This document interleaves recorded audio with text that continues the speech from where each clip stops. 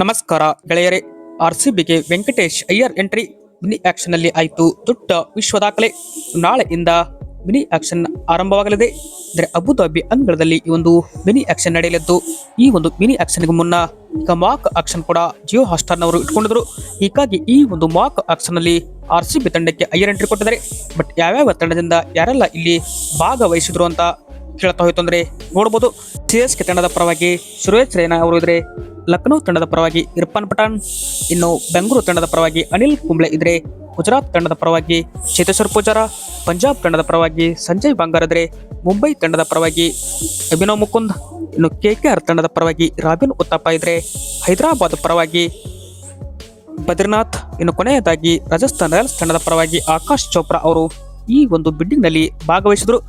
ಈ ಒಂದು ತಂಡಗಳಲ್ಲಿ ಪ್ರತಿನಿಧಿಸಿದ್ರು.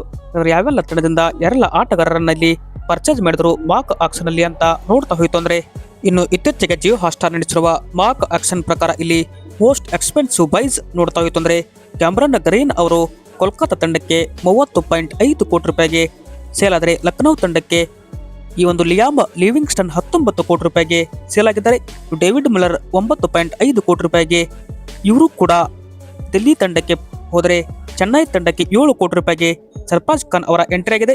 ಇನ್ನು ವೆಂಕಟೇಶ್ ಅಯ್ಯರ್ ಅವರು ಬೆಂಗಳೂರು ತಂಡಕ್ಕೆ ಇಲ್ಲಿ 6 ಕೋಟಿ ರೂಪಾಯಿಗೆ ಒಂದು ಮಾಕ್ ಆಕ್ಷನ್ ಅಲ್ಲಿ ಎಂಟ್ರಿ ಕೊಟ್ಟಿದ್ದಾರೆ.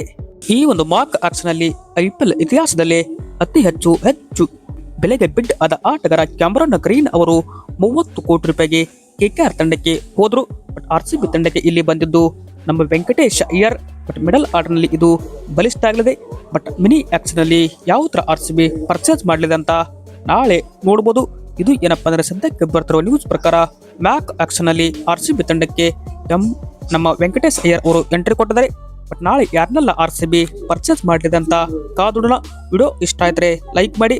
ಹಾಗೆ ನಿಮ್ಮ ಪ್ರಕಾರ ಆರ್ಸಿಬಿ ತಂಡಕ್ಕೆ ಯಾರು ಬರಬೇಕಂತ ಕಮೆಂಟ್ ಬಾಕ್ಸ್ ಅಲ್ಲಿ ಕೂಡ ಕಮೆಂಟ್ ಮಾಡಿ. Thank you.